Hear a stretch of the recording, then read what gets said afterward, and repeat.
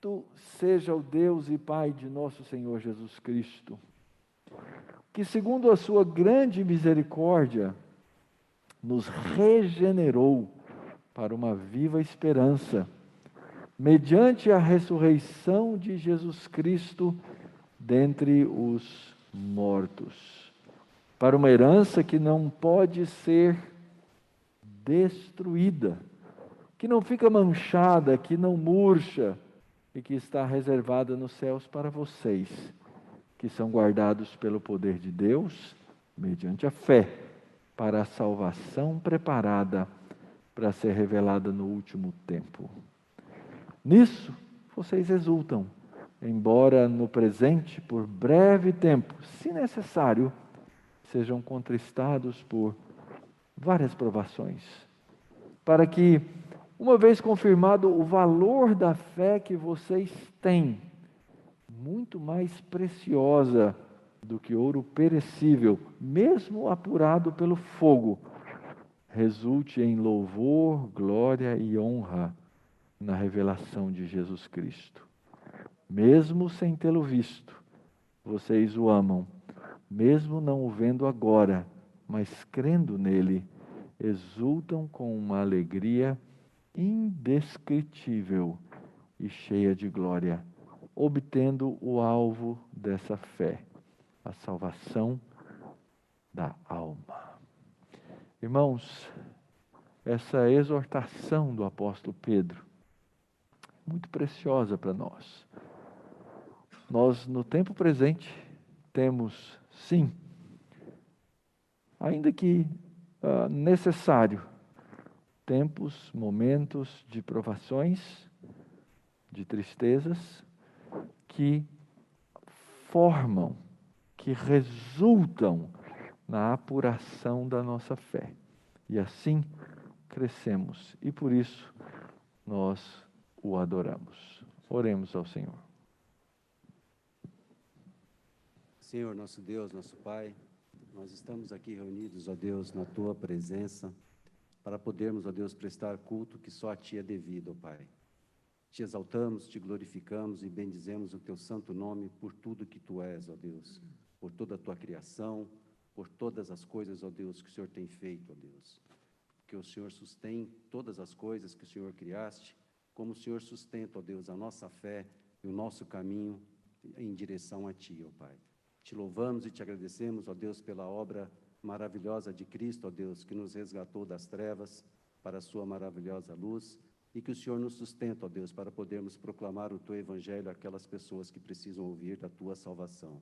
Muito obrigado, ó Deus, pela esperança que temos, pelo consolo que temos no Teu Santo Espírito em nossas vidas, ó Deus, e te agradecemos, ó Deus, e exaltamos o Teu santo nome, porque o Senhor nos regenera, o Senhor nos sustenta e o Senhor nos dirige para Ti mesmo, Pai. Dirige as nossas vidas e nos ajude, ó Deus, dia a dia, a termos consciência, ó Deus, da nossa necessidade do Senhor e da alegria que é, ó Deus, em meio a tantas provações que tivemos este ano, podemos estar na Tua casa junto com os nossos irmãos, adorando e bendizendo o Teu santo nome. Te Amém, louvamos Pai. E te agradecemos por tudo, em nome e por amor do nosso Senhor e Salvador Jesus Cristo. Amém. Uma das belas coisas que nós aprendemos na fé cristã é exatamente a caminhada. É o saber e o poder, dia a dia, caminhar com o Senhor. E no momento difícil, falar com a nossa própria alma diante de Deus, para continuar a viver sem o medo do mundo.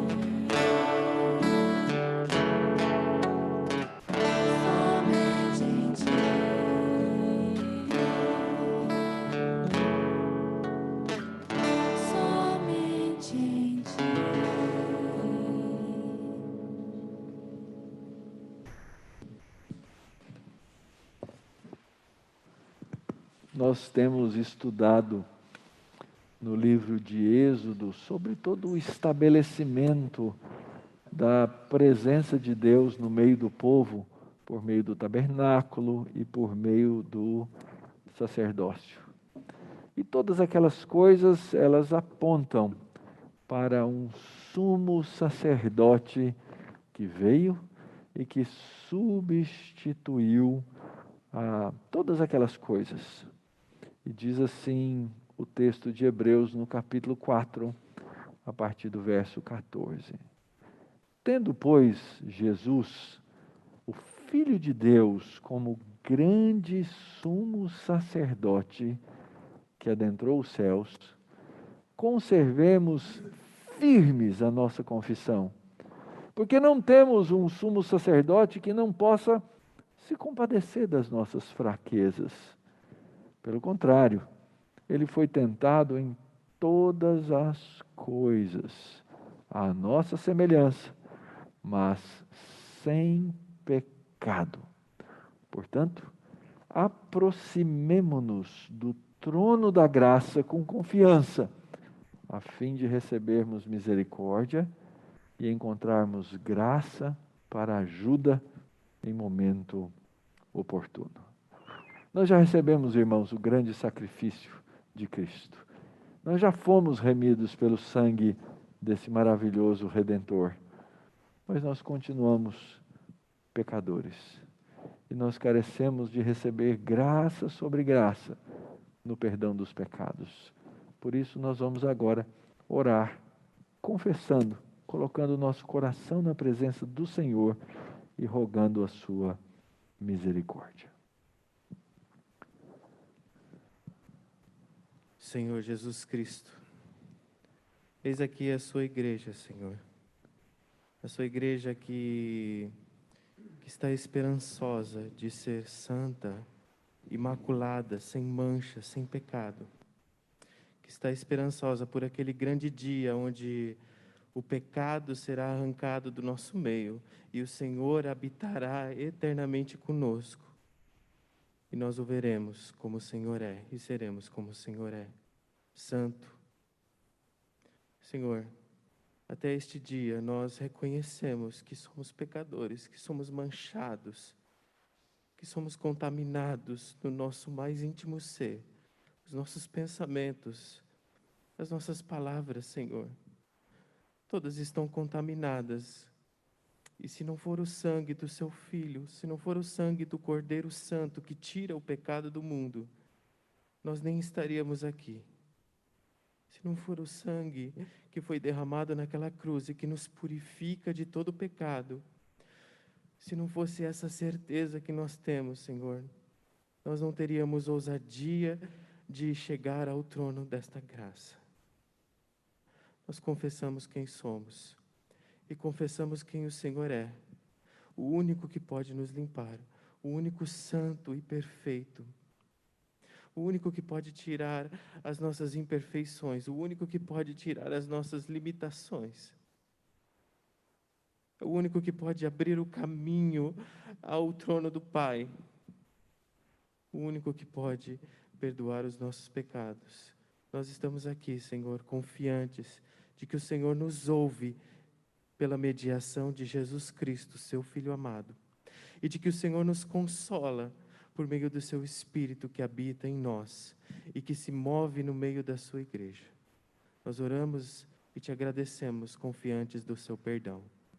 Em nome de Jesus Cristo, nosso Redentor. Amém.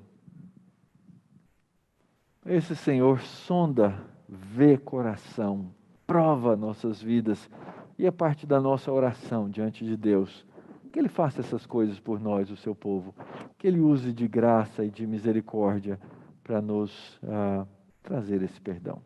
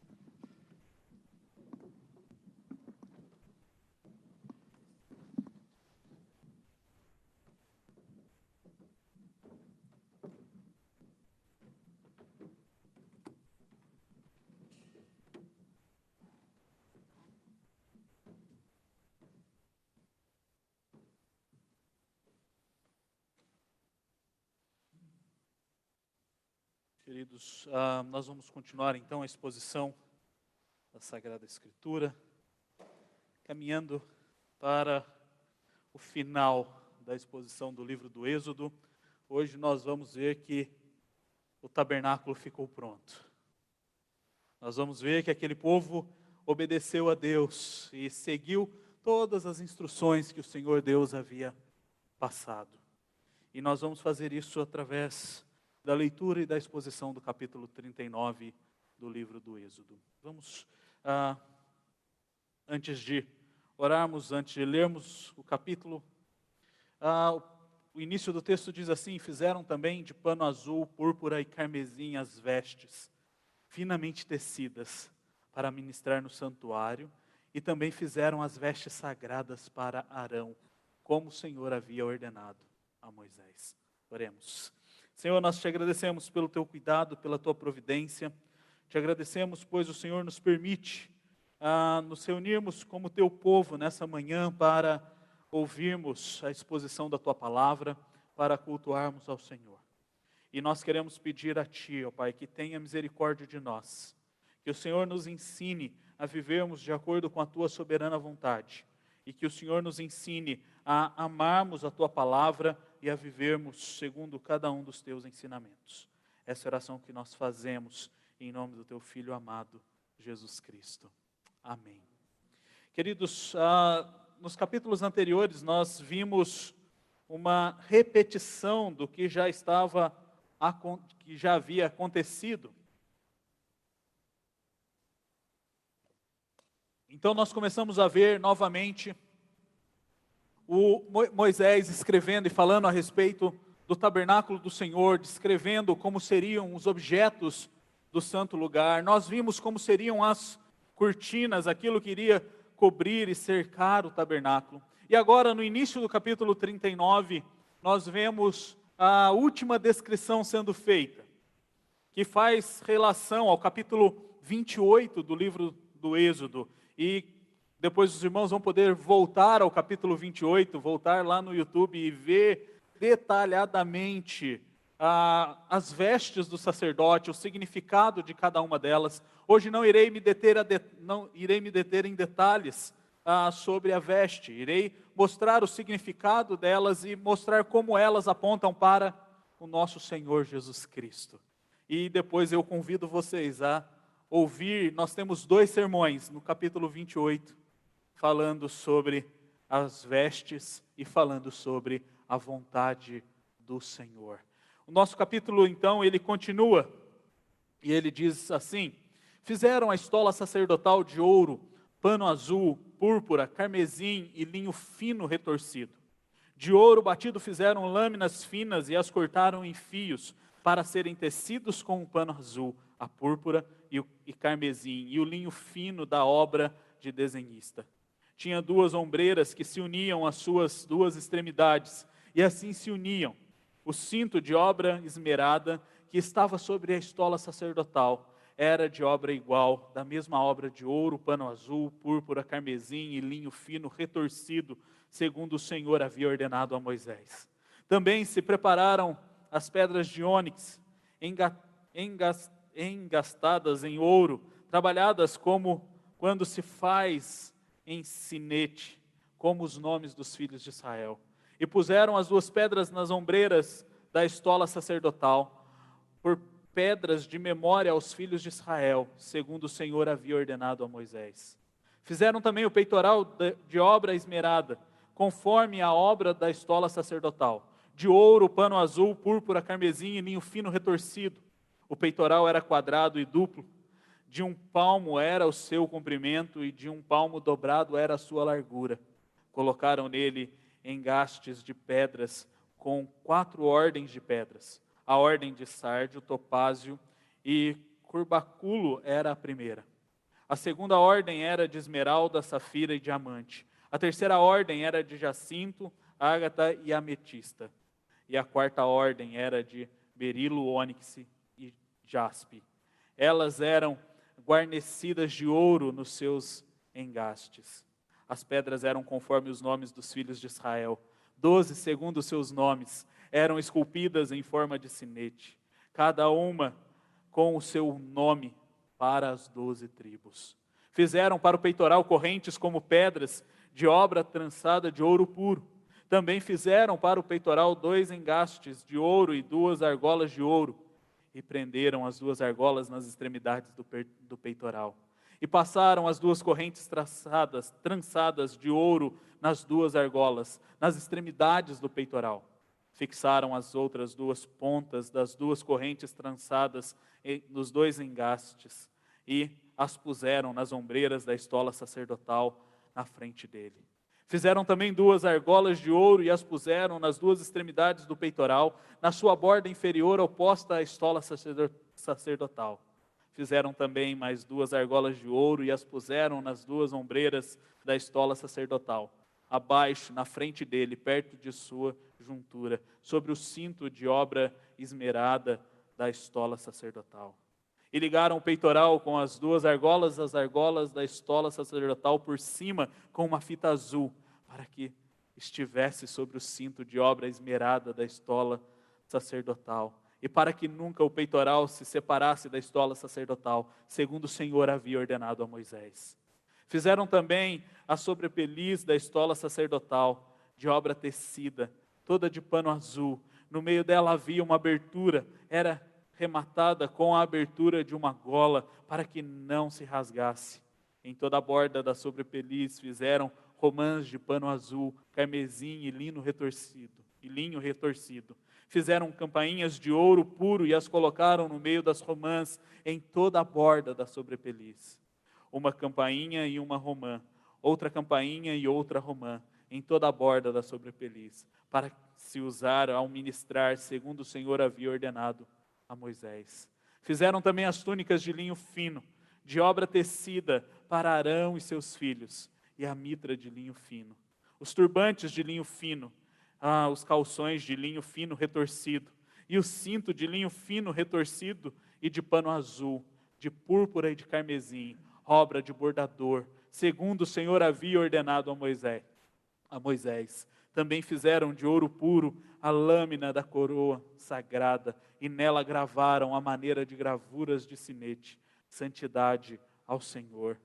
E ataram-na com um cordão de pano azul, para prender a lâmina à parte superior da mitra, segundo o Senhor havia ordenado a Moisés. E nós depois continuaremos a ler o texto.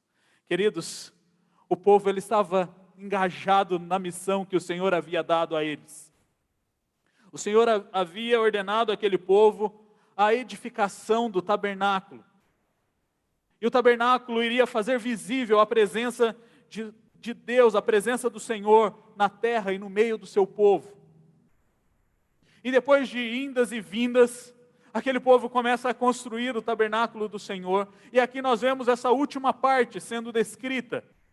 A veste sacerdotal, a veste do sumo sacerdote. E ao lermos esse texto detalhado de como seria feito aquela roupa, nós vemos que algumas coisas chamam a atenção. Era uma roupa que era chamativa, as pessoas veriam de longe que o sumo sacerdote estaria ali.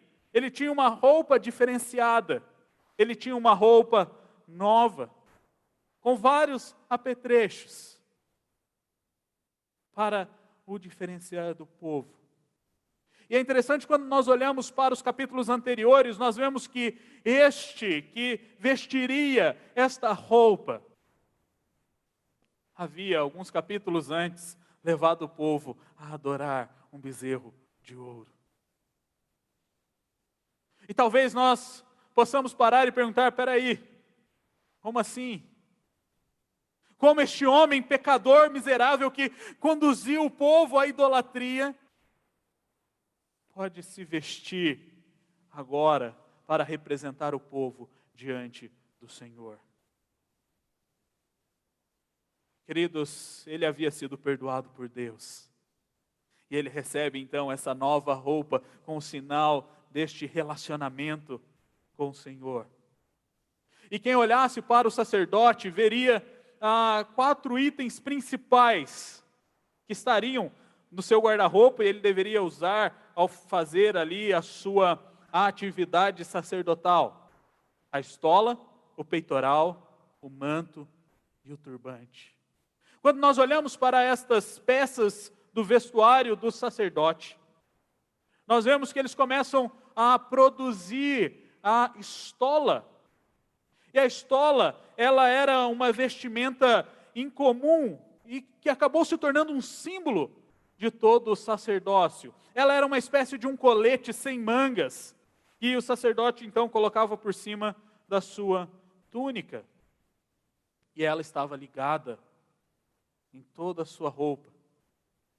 E essa estola, ela era usada, ela foi feita com o mesmo material que foi feito o tabernáculo. A roupa do sumo sacerdote era produzida com o mesmo material do tabernáculo. Exatamente para mostrar este aspecto de conformidade, para mostrar que aquele homem havia sido consagrado para um serviço do Senhor. Na sua roupa tinha um peitoral, e sobre esse peitoral tinham ali as 12 tribos representadas.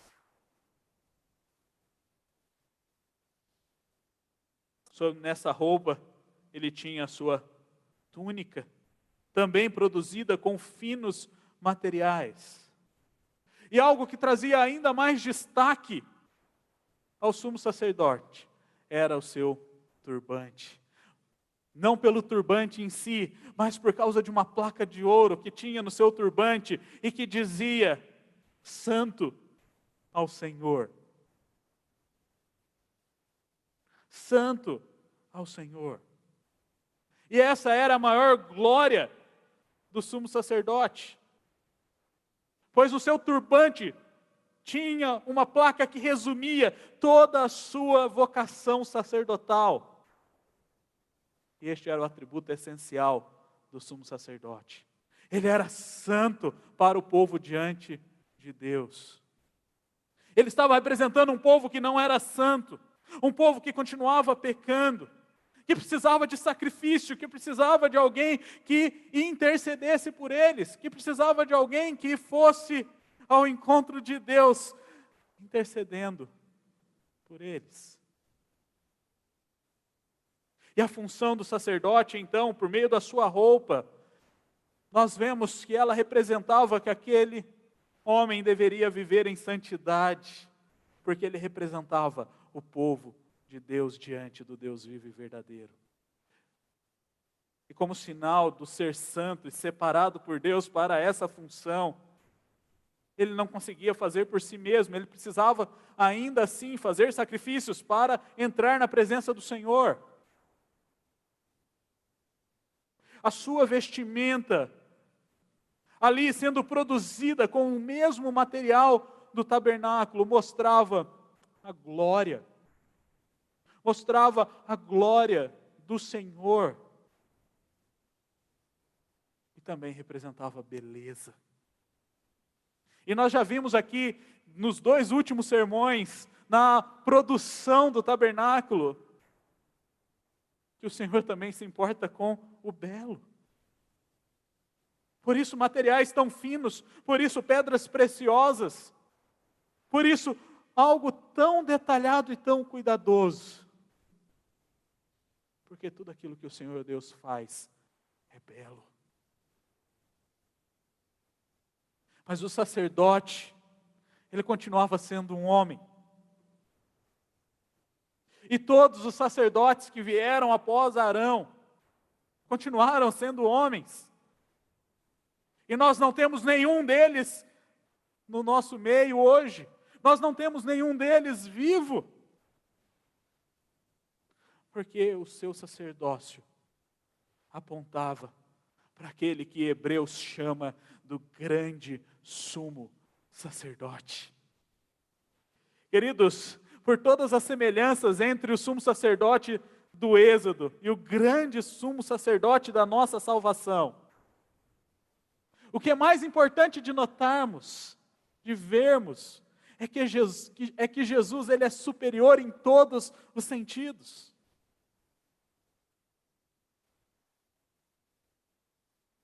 Depois, como o reverendo Mauro aqui acabou de dizer na nossa liturgia, na hora que eu chegar em casa, se debruce sobre o livro de Hebreus, e você vai ver a superioridade desse sumo sacerdote, que não tinha todas as roupas elegantes que o sumo sacerdote do Êxodo aqui usava. Mas ele exercitou algo que foi muito além das vestimentas, que foi muito além daquela roupa e dos adornos do sumo sacerdote. E quando nós olhamos para o sacerdócio de Cristo, nós podemos ver que ele ministrava em um lugar superior. O sumo sacerdote, ele ministrava no tabernáculo, depois ele passou a ministrar no templo. Mas o nosso grande sumo sacerdote, ele ministra no céu. O autor de Hebreus, lá no capítulo 8, ele diz: temos um sumo sacerdote que se assentou à direita do trono da majestade no céu e que serve no santuário, o verdadeiro tabernáculo erguido pelo Senhor, não pelo homem. Cristo, ele entra num santuário que não foi edificado, não foi feito por mãos humanas. Ele entrou no próprio céu para interceder por nós diante de Deus. Tudo o que Cristo faz por nós, Ele o faz no lugar santíssimo, no trono de Deus. O sacerdócio de Cristo é superior ao sacerdócio de Arão e do sumo sacerdote de toda a linhagem, em sua justiça, porque Cristo é a própria justiça. O sumo sacerdote, ele tinha ali no seu peitoral as tribos, e nós já vimos isso lá no capítulo 28, na exposição do verso 30, do Urim e do Tumim. E esse peitoral, ele era chamado de peitoral do julgamento, porque ali o sacerdote exerceria a justiça de Deus e a vontade de Deus. Mas Cristo, Ele é a própria justiça encarnada. A justiça faz parte da sua natureza divina perfeita e da sua natureza humana perfeita, que é imaculada pelo pecado. Esse sumo sacerdote que atende às nossas necessidades reais é alguém santo, irrepreensível, puro, separado dos pecadores, exaltado acima dos céus. E ele não precisa oferecer sacrifícios dia após dia. Ele não precisa oferecer nenhum sacrifício pelos seus próprios pecados, porque ele é o sacerdote perfeito, que foi aperfeiçoado para sempre, como o autor de Hebreus diz no capítulo 7, no verso 28. O sacerdócio de Cristo, ele é superior em compaixão. O texto que nós lemos na nossa liturgia nos aponta para isso. Hebreus 4, do verso 14 ao verso 15, e especificamente o verso 15 e 16, ele diz assim: não temos um sumo sacerdote que não seja capaz de se compadecer das nossas fraquezas, mas temos um que foi tentado em todos os sentidos, assim como nós, mas sem pecado. Aproximemo-nos então do trono, diante do trono da graça, com confiança, para recebermos misericórdia e achemos graça para nos ajudar em tempo de necessidade. Queridos, Cristo, Ele conhece todas as nossas necessidades. Cristo, Ele sabe pelo que eu passo, Ele sabe pelo que você passa. Cristo sabe o que é sofrer, Cristo sabe o que é ser tentado.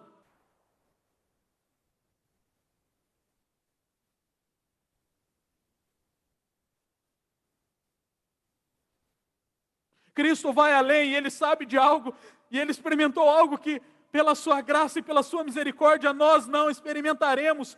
Ele tomou sobre si o cálice da ira de Deus, em nosso lugar, para derramar sobre nós misericórdia e graça.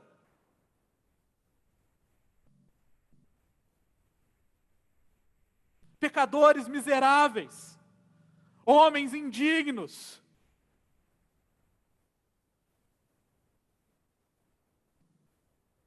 e o Senhor derrama a sua graça sobre nossas vidas. O que Cristo faz? O seu sacerdócio, ele é superior em compaixão. O sacerdócio de Cristo, ele é superior em longevidade. Aqueles sacerdotes morreram, mas Cristo não. Ele venceu a morte. E nós aguardamos a sua volta. E Ele permanece sendo o grande sumo sacerdote. Aquele que fez o seu sacrifício último e eficaz por meio daqueles que o Senhor Deus deu a eles. Para aqueles que o Senhor Deus deu a eles. E isso faz toda a diferença. O sacrifício de Cristo, ele é superior. Aqueles sacerdotes, eles vestiam as suas vestes, faziam e passavam por todo o ritual, mas eles imolavam um animal. Eles derramavam o sangue de um animal para fazer a expiação dos pecados, para aspergir sobre o propiciatório. O nosso Senhor Jesus Cristo, Ele não imolou um animal. Ele não pegou o sangue de outro para jogar sobre. Ele deu a sua própria vida. Ele derramou o seu próprio sangue. Para que nós pudéssemos viver, para que nós pudéssemos caminhar segundo a sua soberana vontade. Em Hebreus, no capítulo 9, nos versos 25 e 26, o autor de Hebreus diz assim: entrou no céu para se oferecer repetidas vezes, da mesma forma que o sumo sacerdote entra no lugar santíssimo todos os anos com sangue que não é seu. Ele, Cristo, apareceu de uma vez por todas no fim dos tempos para eliminar o pecado com o sacrifício de si mesmo. Cristo deu a sua vida para que por meio da sua morte nós pudéssemos viver. Cristo deu a sua vida para que por meio do seu sangue nós pudéssemos ter as nossas vestimentas lavadas e purificadas. Como João diz lá em Apocalipse no capítulo 7.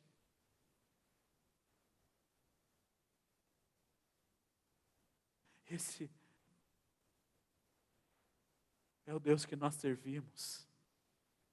Gracioso, misericordioso, amoroso, que enviou seu próprio Filho para ser o nosso sumo sacerdote perfeito. Para que nós então pudéssemos receber uma nova vestimenta.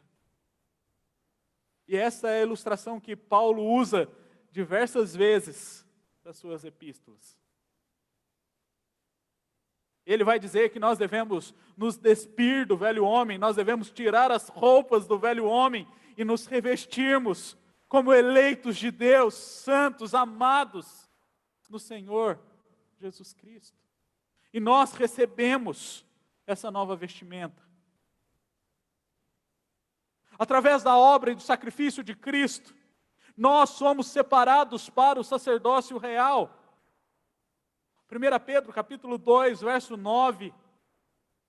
Pedro diz que nós fomos separados por Deus como um povo de propriedade exclusiva sua, como sacerdócio real e como sacerdotes do Senhor. Nós somos chamados para servirmos ao Senhor. Nós somos chamados para trabalharmos para o Senhor, para honrarmos ao Senhor em tudo que fizermos. Quando Cristo dá a sua vida por nós, quando Ele derrama o seu sangue naquela cruz, o véu que separava o santo lugar, Ele se rasgou de cima a baixo, e nós agora temos livre acesso à presença do Senhor. Nós não precisamos mais de um sacerdote para entrar na presença de Deus em nosso lugar. Nós podemos entrar na presença de Deus e nós precisamos exercer o sacerdócio que Deus nos dá. Nós não podemos nos esquecer disso. Nós somos separados por Deus para exercer esse sacerdócio, para servir ao Senhor, para estarmos na sua presença constantemente. E como que nós desenvolvemos o sacerdócio? Primeiro, nós desenvolvemos o sacerdócio ao orarmos uns pelos outros. A oração é uma parte significativa do nosso ministério sacerdotal. O sacerdote é alguém que intercede pelos outros. E essa é a nossa vocação como cristãos: orarmos pelas pessoas, orarmos pelos nossos vizinhos, orarmos pelos nossos amigos, orarmos pelos nossos inimigos. Orarmos por aqueles que estão ao nosso redor, intercedendo por suas necessidades práticas e principalmente pela sua salvação. Há alguns anos já nos nossos grupos familiares, nós viemos com o tempo desenvolvendo um momento de oração, pelo que nós chamamos de pacote da salvação. E esse pacote de salvação, ele foi crescendo.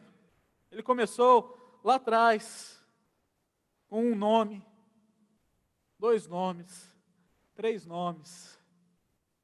Ontem fui olhar os nomes do pacote da salvação.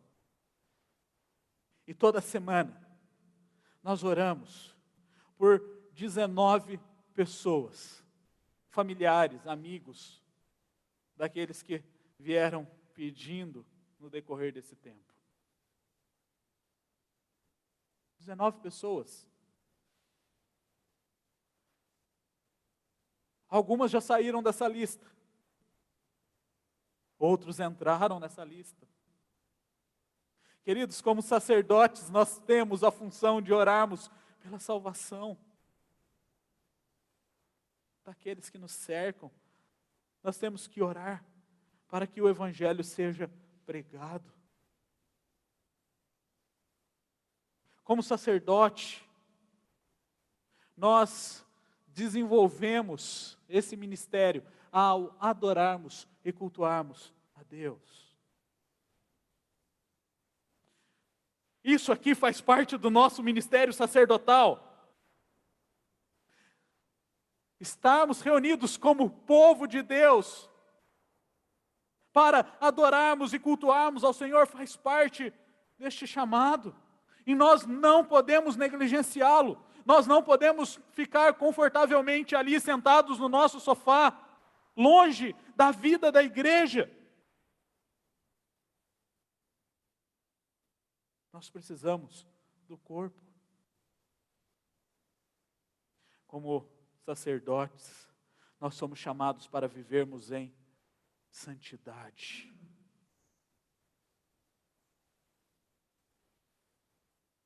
Nós não andamos com uma plaquinha na nossa testa, né?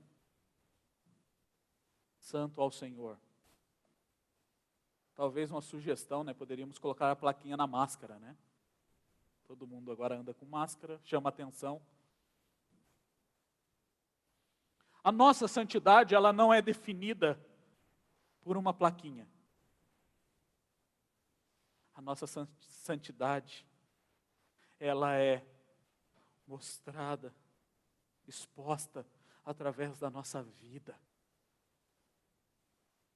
Através da nossa disposição de nos consagrarmos ao Senhor, de buscarmos ao Senhor, de entrarmos com ousadia na presença do Senhor e clamarmos a Ele por misericórdia e graça. Nós desenvolvemos o sacerdócio ao fazermos todas as coisas para a glória do Senhor. Queridos, nós somos chamados para fazermos todas as coisas para a glória do Senhor. E talvez no dia a dia, talvez no acúmulo das atividades, nós nos esquecemos que nós estamos na presença do Senhor o tempo todo.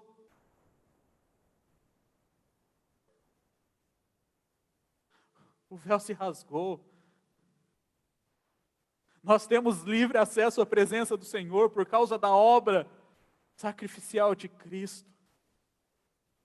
Então, tudo aquilo que nós fazemos deve ser para a glória de Deus.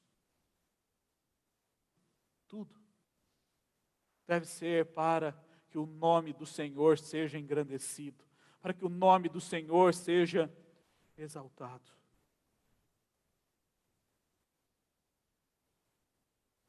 Então, queridos, com a obra de Cristo, nós recebemos essa nova vestimenta.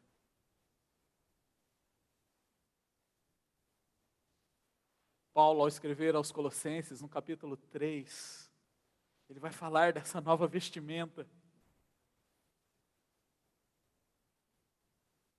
Se vocês forem no YouTube depois, eu não vou me delongar nesse texto, mas há um sermão do reverendo Mauro, intitulado O New Look do Crente. Escute esse sermão.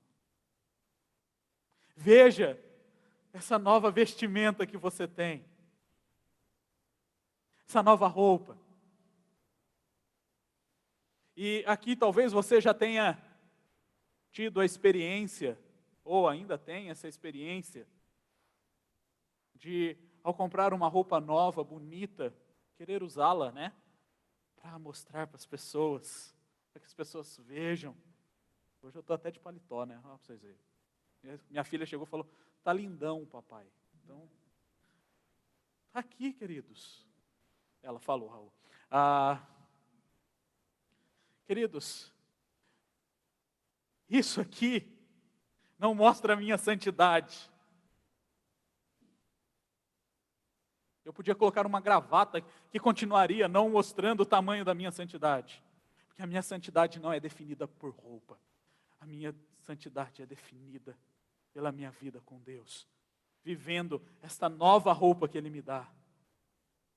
Vivendo de acordo com a sua vontade. O vestuário do sumo sacerdote estava pronto. O tabernáculo estava pronto. E o capítulo 39, então, vai terminar mostrando que Moisés precisava fazer uma última vistoria. E o texto nos diz assim: assim se concluiu toda a obra do tabernáculo da tenda do encontro. Os filhos de Israel fizeram tudo segundo o Senhor havia ordenado a Moisés.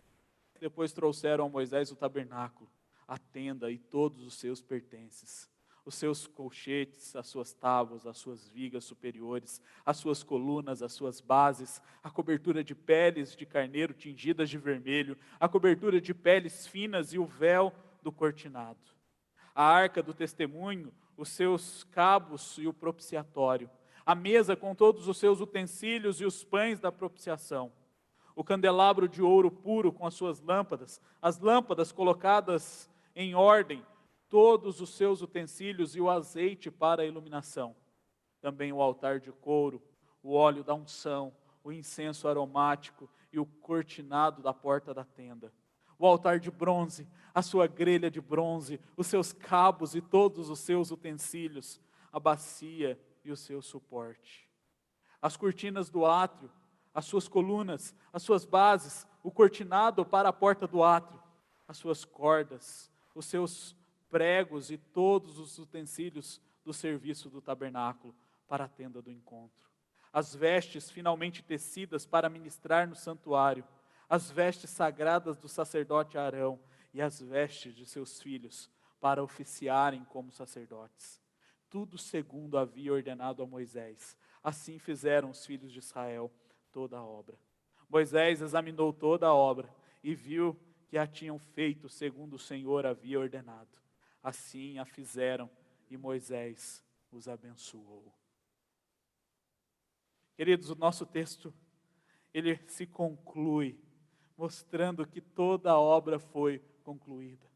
E as expressões aqui utilizadas, elas são muito similares às expressões utilizadas nos primeiros capítulos de Gênesis, quando o Senhor diz que tudo o que havia feito era bom. E lá no capítulo 2, dizendo que ele havia concluído toda a sua obra. E elas são similares porque aqui nós vemos o Senhor Deus criando. Nós vemos o Senhor Deus concluindo a sua obra por meio do seu povo. Ao olharmos para esse texto, nós vemos aquele povo finalmente obedecendo ao Senhor,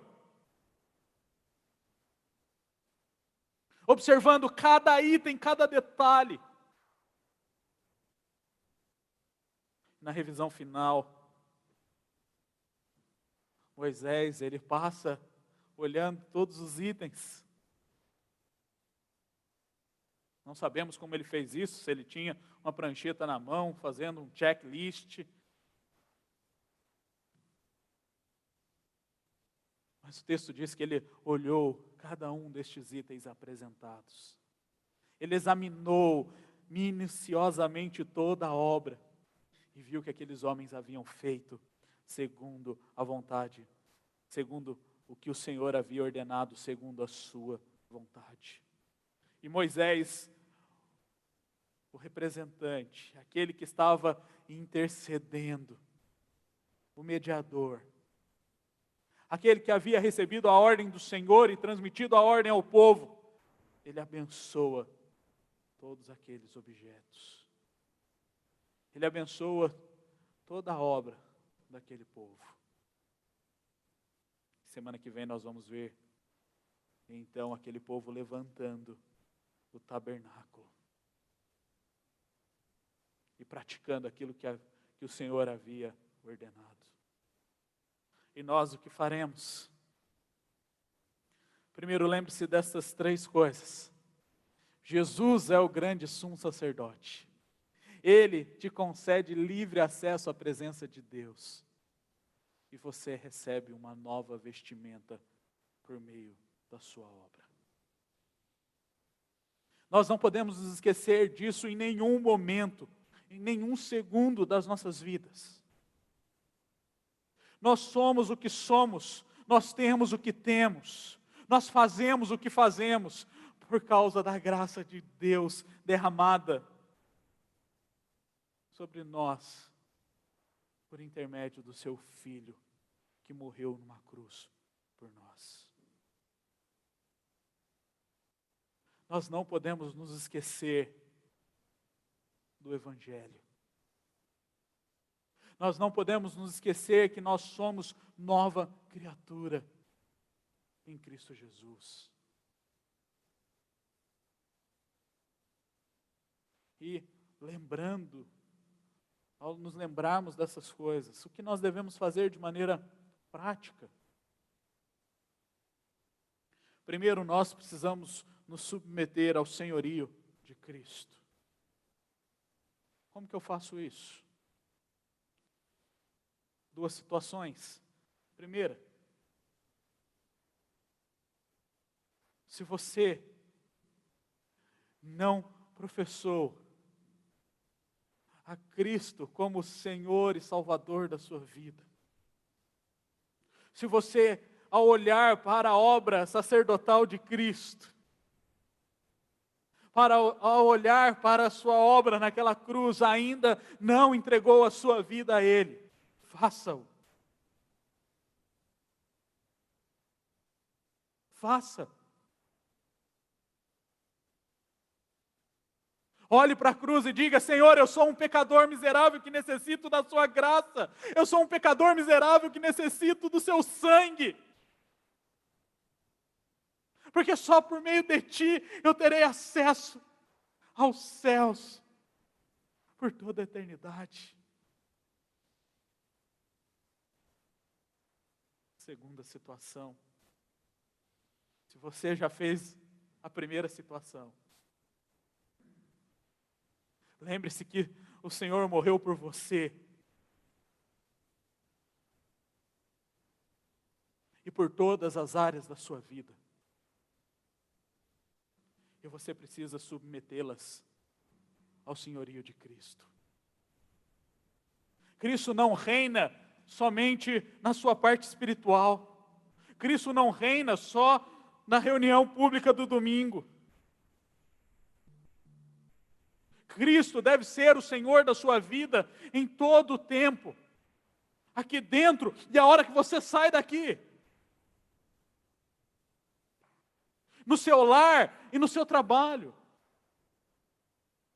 No seu relacionamento mais íntimo. E no seu relacionamento comunitário.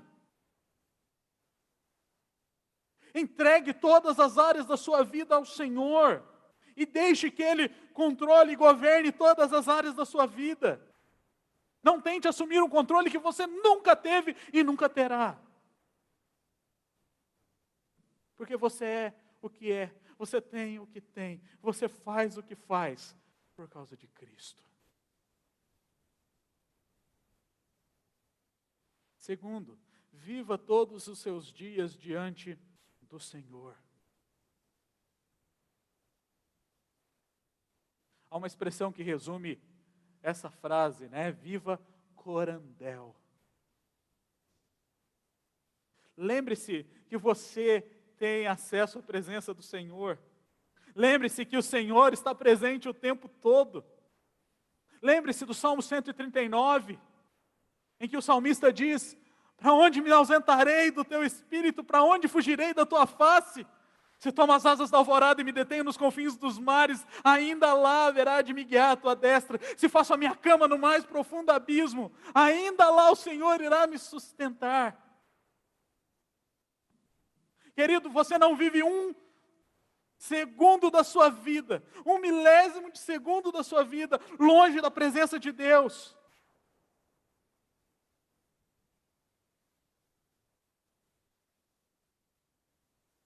Então consagre os seus dias ao Senhor. Não deixe para depois o viver diante do Senhor, segundo a sua vontade.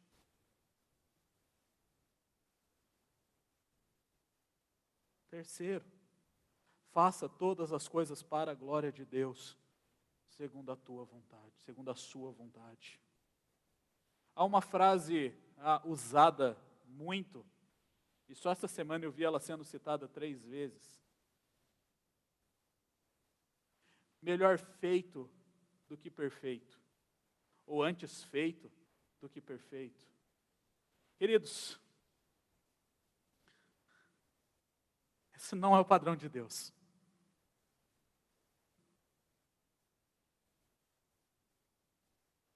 Esse não é o padrão para o cristão.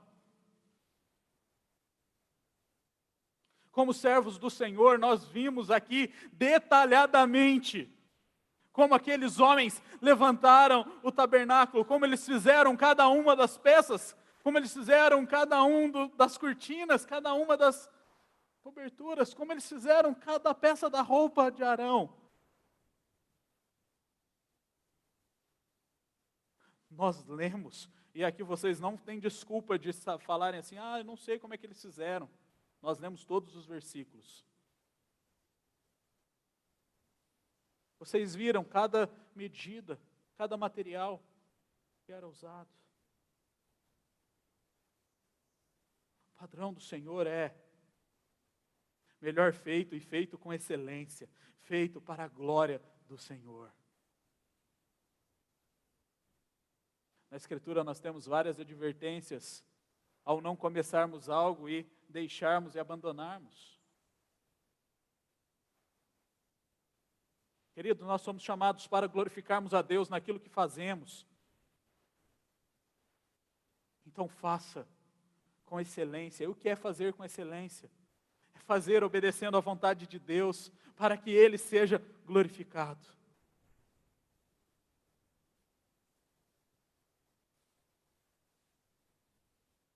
Então, se não for feito com excelência, antes não feito.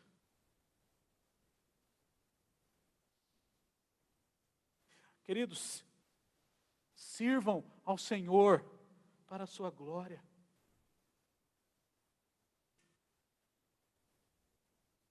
Nós somos chamados para cultuarmos a Deus, para servirmos ao Senhor, para oferecermos sacrifícios ao Senhor.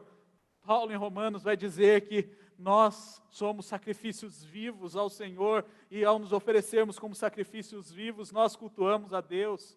Pedro vai dizer que nós devemos oferecer sacrifícios espirituais ao Senhor. Nós fomos lembrados diversas vezes na Escritura que nós devemos servir uns aos outros. E aqui é a oportunidade que nós temos de exercermos o nosso sacerdócio, servindo um ao outro para a glória de Deus. Então se disponha para servir ao Senhor.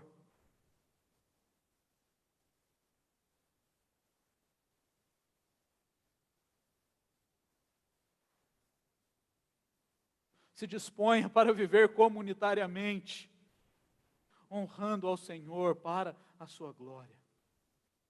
E por último, desenvolva a vida de santidade. E como que você faz isso?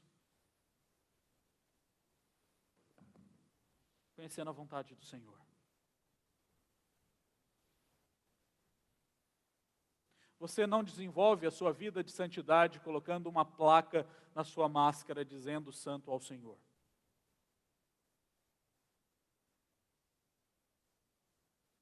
Você desenvolve uma vida de santidade quando você se dispõe intencionalmente a viver aquilo que o Senhor Deus ordenou. Quando você se dispõe intencionalmente a obedecer os mandamentos do Senhor. Não porque você vai conseguir alguma coisa para o seu benefício material ou imediato, mas porque o Senhor Jesus Cristo morreu numa cruz para te dar a vida eterna, e viver em santidade é uma resposta ao que Cristo fez naquela cruz. Você é chamado para vestir essa nova roupa.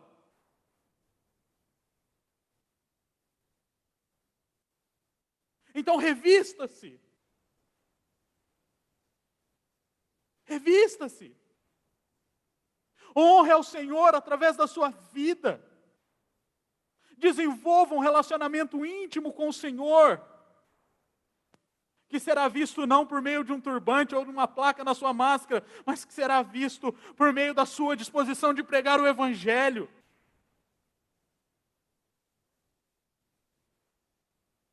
Verbalmente e por meio das suas ações.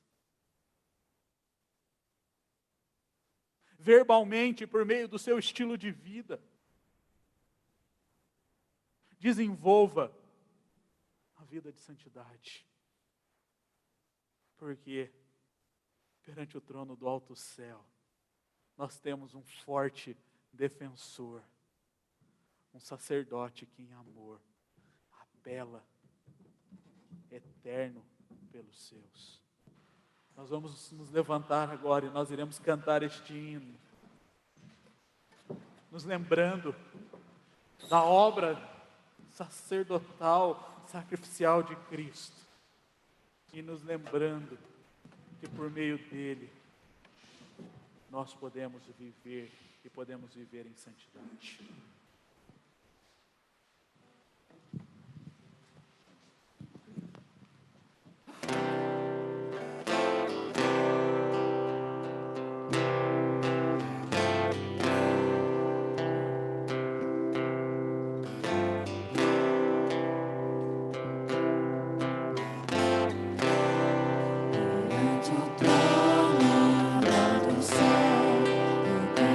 Forte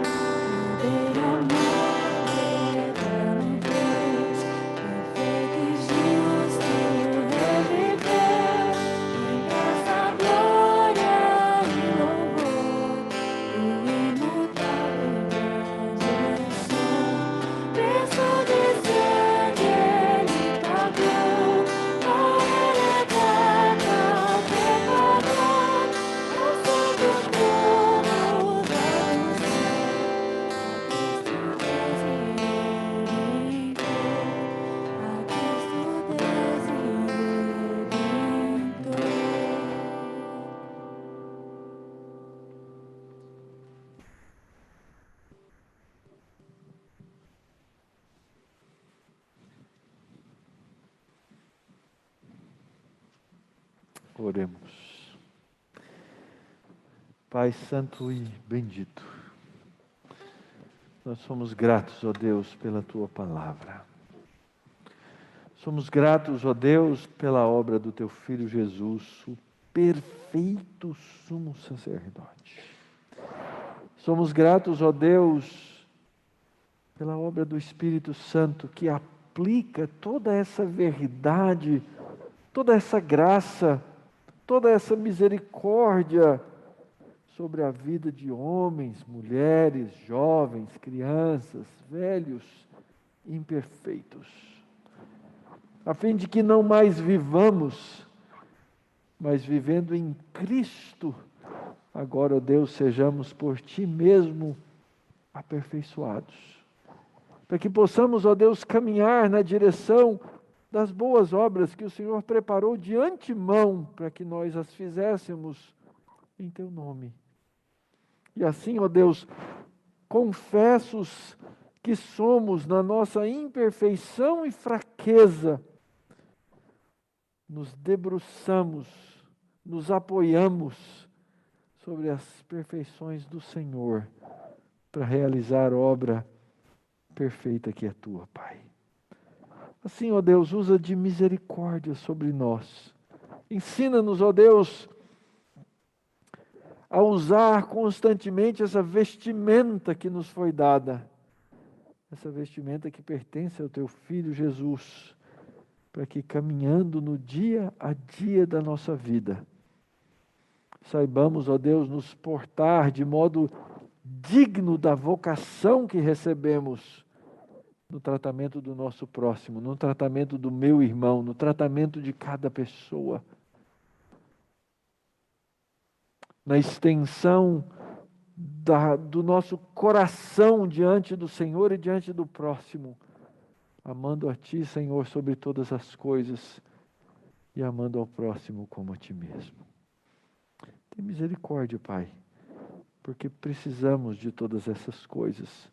Tem misericórdia de nós, ó Pai, porque sabemos das nossas pendências, das nossas fraquezas, das nossas inclinações, Pai. Nos ensina, Senhor, de fato, a desenvolver e a viver esse sacerdócio real que o Senhor nos entregou na pessoa de Cristo, para que saibamos viver para a Tua glória. Ensina-nos, ó Deus, a interceder como devemos. Em primeiro lugar, ó Deus, a interceder pela vida espiritual nossa e dos nossos irmãos, para que nós tenhamos, ó Deus, a clara consciência e a sabedoria de que não podemos fazer nada sem o Senhor, de que jamais, ó Deus, alcançaremos objetivo, que jamais cumpriremos papel, se a nossa vida não estiver trabalhada por Ti e o nosso relacionamento com o Senhor não estiver sempre estreitado pelo Teu próprio poder, Pai. Ensina-nos, ó Deus, a olhar para a dor do nosso irmão e ao olhar para ela entender e saber que nós devemos ser intercessores também dessas dores, das suas lutas, das suas dificuldades,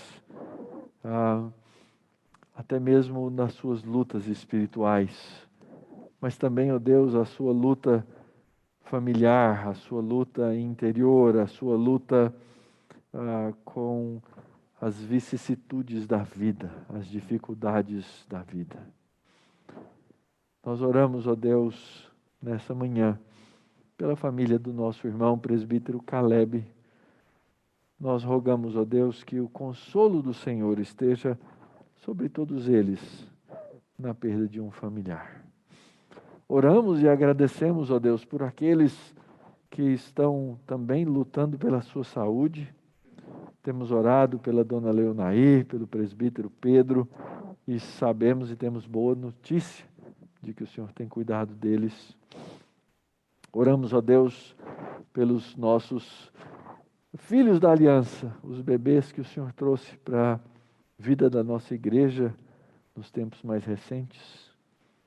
Oramos, ó Deus, pelas mamães grávidas, que o Senhor continue a cuidar delas. Senhor, coloca no nosso coração o desejo sempre grande de orar pelas famílias em missão. E aqui oramos pela família Machado, pelo reverendo Henrique, sua esposa e filhos.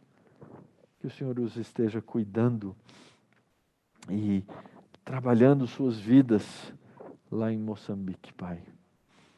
Oramos pela nossa nação, oramos pelos nossos governantes, rogamos a Tua misericórdia, Pai. Traz justiça sobre nós, traz, ó Deus, a perspectiva de que dias melhores possam vir para o Teu povo. Oramos pela nossa economia e oramos, ó Deus, pela situação que passamos diante dessa pandemia, Pai. Quanta dor, quanto sofrimento, quanto luto nós vemos por causa de um vírus que não sabemos lidar, mas que nós nos submetemos à Tua santa e perfeita vontade e colocamos o nosso clamor diante do Senhor. Continua a nos abençoar, ó Pai. Eu peço por aqueles que nessa manhã ouviram o Evangelho do Senhor, seja aqueles que já conhecem o Salvador Jesus Cristo, seja por aqueles que não conhecem esse Salvador, Pai. Eu rogo pelos seus corações. Eu rogo agora, ó Deus, pela obra e operação do Teu Espírito Santo no coração e mente, para que conheçam a verdade do Teu Filho Jesus e sejam libertos para a glória do Teu nome. É assim, ó Deus, que nessa manhã nós colocamos as nossas orações perante a Tua face, rogando, ó Pai, que no nome de Jesus Cristo, essas verdades e a Tua vontade sejam feitas assim na terra como é feita no céu. No nome de Jesus, Pai. Amém. E a vós outros que não erais povo, mas agora sois povo de Deus, que não tinhas alcançado misericórdia, mas agora alcançastes misericórdia. Que o Senhor vos abençoe e vos guarde. Que o Senhor faça resplandecer o rosto sobre vós e que o Senhor tenha misericórdia de vós e que sobre vós o Senhor levante o seu rosto e vos dê a paz. O amor de Deus o Pai, na graça de Jesus o Filho e na comunhão doce do Espírito Santo, hoje e sempre. Amém. Sentemos.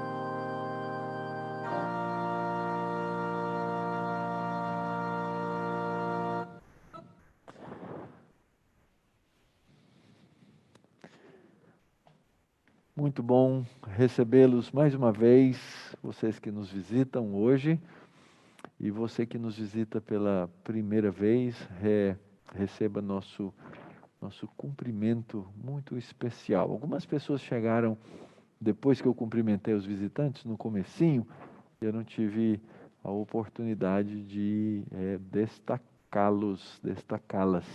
Então, se você está nos visitando pela primeira vez, faz assim com a mão para eu ver. Ok. Temos aqui no meio, qual o seu nome?